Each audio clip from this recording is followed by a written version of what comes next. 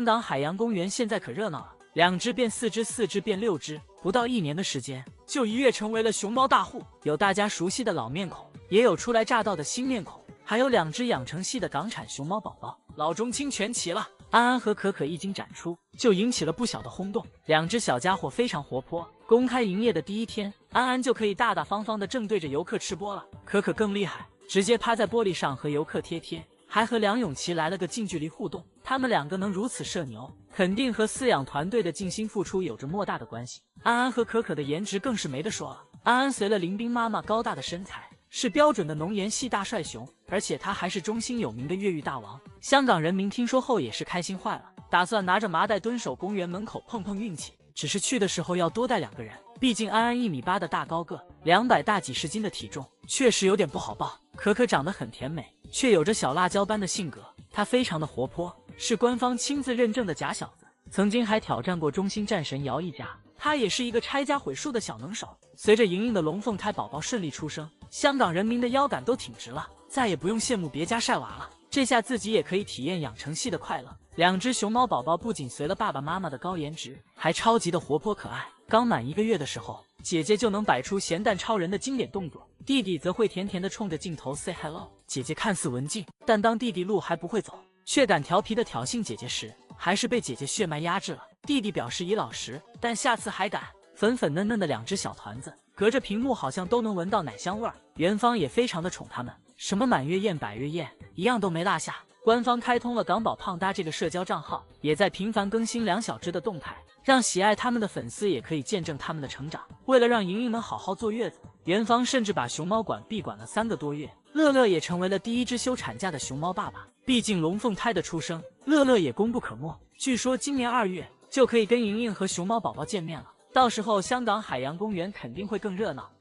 萌对魅猪的抗摔打训练开始了，果然就连天才熊猫宝宝也逃不过这一关。这天魅猪飞速爬上木架，萌萌则紧追其后，直到魅猪被追到无路可走，便回头用非常弱小无辜的眼神看着妈妈。萌萌也是二话不说直接步入正题，但他并没有把魅猪从树梢处扔下，而是叼着魅猪的头套退着往下扯，直到他感觉高度可以时，才把魅猪扔下木架。所以说别看萌萌平时挺虎的，其实心里还是有数的。而且他现在还可以做到把魅猪从上面拖下来，然后稳稳地接住抱在怀里，即便是看到奶爸过来了，一时嘴馋丢开了怀里的魅猪，也会用脚稳稳地拖住，不至于摔到它。其实萌萌对魅猪的抗摔打训练都是小打小闹，和别的熊猫妈妈比简直就是过家家。而且更多时候萌萌也懒得动弹，但奈何魅猪自己是个卷王，很多本领都是无师自通，小小年纪就会做引体向上了，这强大的臂力真的是不得不佩服。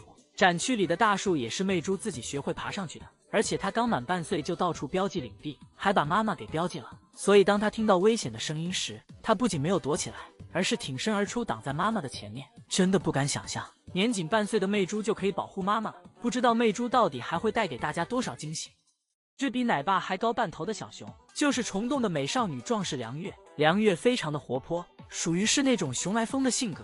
每次饲养员到外场给他放吃的，他都兴奋地扒着笼子跳摇摆舞，感觉他当时着急的一刻都等不了了。看他这摇曳的舞姿，就知道这虫洞舞王的称号真不是白叫的。这天梁月本来正双目无神地趴在笼子上，这可怜兮兮的小模样，像是被打入冷宫的妃子。但当他看到奶爸过来了，又立刻两眼放光，站起来摇摆。但别看梁月长着1.9米的身高，200大几十斤的体重，只要他坐在那里，远远的看上去就像一个奶娃娃。梁月今年去基地相亲，结果凉面、凉粉、凉虾都没带回来，只吃了一肚子的粮草回来。后来园方把他安排在了小五的隔壁，梁月看到小五也是喜欢的不得了，整天就像一个熊贩子一样，趴在围墙上偷看小五。有一次小五刚出来，梁月就兴奋地趴在玻璃上摇摆，把小五吓得赶紧爬上了木架，直到梁月看到了3姐盲仔，才算消停了下来。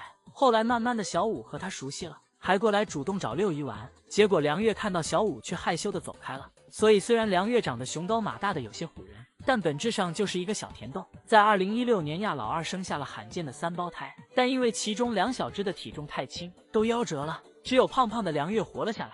梁月和侄子侄女于宝于贝一起长大，更是和于贝一起生活了7年的时间，直到去年的年底才分开。梁月是个直宝女，整天和侄女腻在一起，竹子也只吃于贝严选，于贝没办法，只好让着她，把手里的竹子分给梁月一半，自己的小姑还得自己来宠着。所以说梁月和于贝的天下第一好，真的全靠于贝的脾气好。是被锁喉的大熊猫，就是长隆的大眼仔帅帅。帅帅不仅长了一张圆圆的脸，而且他的眼睛又大又亮，是标准的大帅熊。有很多网友分不清帅帅和酷酷，虽然他俩都是浓颜系，其实也很好分辨。长得帅气的是帅帅，长得好笑的是酷酷，脸比圆规画出来还要圆的是帅帅，五边形的是酷酷，爱生气表情严肃的是帅帅，整天乐呵喜欢咩咩叫的是酷酷。帅帅是三姐弟中出生体重最轻的一只，只有83克。当年菊笑妈妈看他太小，直接就放弃了，被饲养员带去育幼箱进行照顾。后来帅帅一直不停的吃，凭借自己的本事吃成了三姐弟中的首重，也是最会撒娇讨妈妈欢心的那一个。因为帅帅比较凶，不像酷酷那样喜欢和人亲近，所以他也是三姐弟中咬人最多最狠的一只，以至于时隔多年，当有人让青姐用一个词形容帅帅时，青姐的第一反应竟然是狠。我出来就有一个词儿，狠。哎，这孩子真是狠，他咬人的时候那个狠，所以说呢，你这都过多少年了？他小的时候呢，1岁多的时候咬我们，他现在寻思寻思都疼。也难怪帅帅小时候是大梁照顾的最多，毕竟女生力量小，更加治不了他。我们跟青姐3个人喂猫的时候呢，你跟青姐是抢着酷酷的。你就去选帅帅，我是没得选，不是选帅帅。他有时候他不吃不喝旁门奶，他都要咬你一下。他的性格感觉像秀智魅族目前的一个状态。所以当魅猪越来越凶，开始咬大梁的时候，大梁就跑到帅帅那边对他说：帅帅，告诉你啊，你姐姐生了一个女儿，性格非常的像你，比你还凶。看来帅帅给大梁的心里也是留下了不小的阴影。得不说联动是会选熊猫的，金虎飞云和妙音都是个顶哥的好看。小时候的飞云颜值就很出众了，圆圆的耳朵再加上仓鼠脸，这小模样像极了一只米老鼠，果然能打败飞云的只有飞云小时候。阮女士因为认养了飞云的哥哥奥运，所以她也经常会过来看飞云。当阮女士和她说哈喽的时候，飞云还会吧唧着小嘴做回应。Hello， 回家。最后都兴奋地摔倒了。有一次阮女士在笼舍前喊飞云，结果飞云没回应，却把金虎给喊过来了。不认识金虎的阮女士还挺好奇这个热情的小家伙是谁。哦，应该是朱云吧，鼻子这么长。结果被阮女士最后一句话给扎心了。那时的金城虎看起来确实有点车座子，竹韵妈妈也好爱她的老儿子，总是把金虎护在身下。但金虎小时候很调皮，只要竹韵妈妈一眼瞅不见，他就开始爬栏杆。竹韵害怕他摔着，就会把他薅下来。而且这孩子从小话就多，刚喝完盆盆奶，奶妈给他擦嘴，他就一直嘤嘤叫，奶妈还一边擦一边回应他，真的是用吃的都堵不住他的嘴。坐在他旁边的妙音一声都没吭，就乖乖的吃胡萝卜。现在金虎都14岁了，还是整天咩咩叫。如今的妙音可忍不了一点，分分钟都想捶他。金虎啊，你能不能不吵吵？妙音都烦你，是吧？妙音，妙音，你说他一大早上你别让我睡觉，你在干啥？你喊乎他，对，你喊乎他。